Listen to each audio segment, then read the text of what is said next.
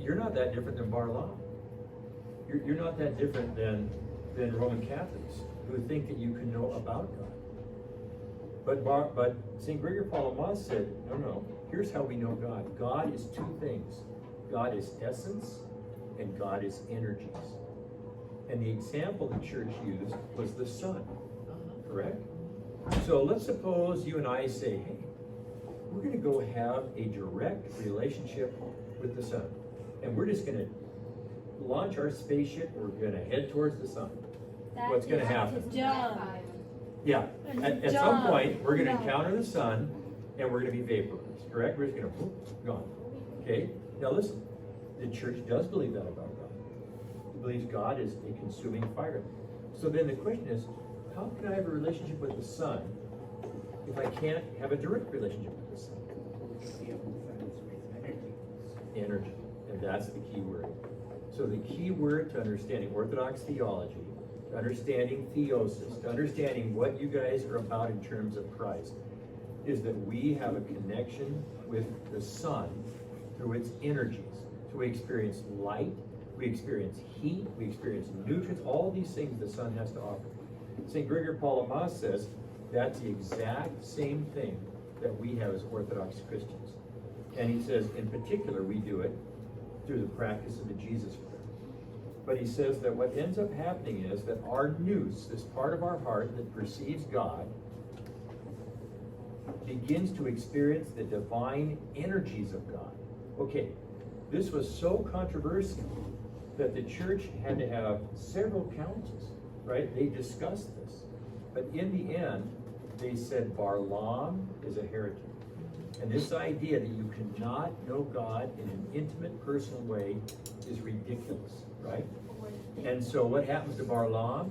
He goes back to Calabria, goes back to Sicily.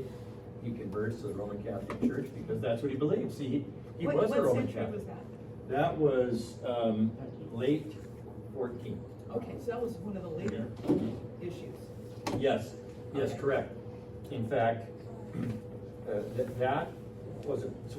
What I'm trying to say to you is, this is a really defining moment in the history of East and West relations. You see, and so this occurred about a century before the fall of Constantinople, right?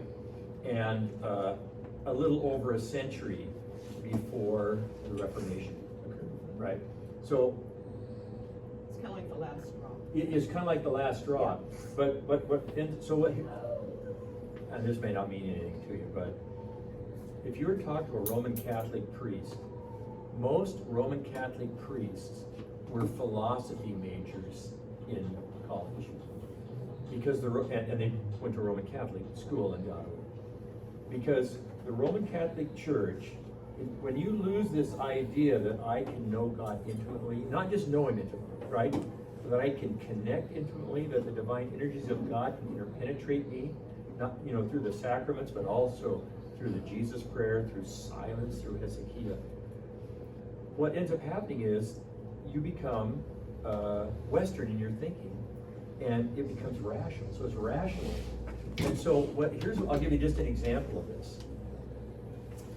The Roman Catholic Church gets in trouble, Thomas Aquinas and others, because they began to try and explain how the body and blood, the bread and wine become the body and blood of Christ. You know what the word for that is?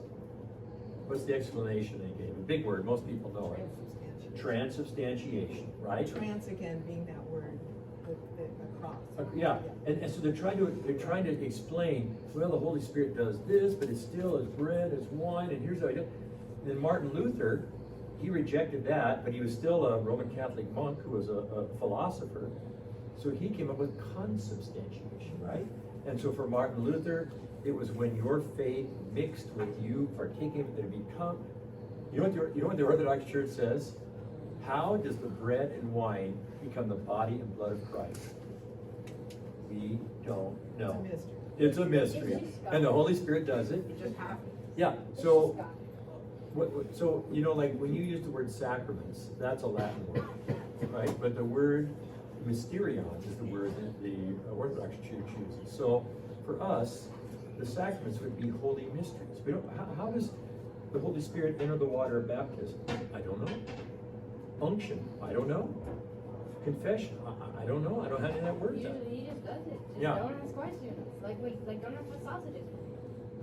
No one wants to know the sausage. Yeah, you don't want to know that. Okay, but do you understand what I'm saying?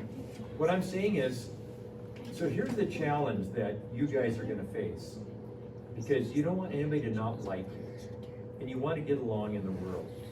So there's gonna be these debates where we're gonna go, oh gosh, come on, man, you're a Muslim and you're a Jew and you're a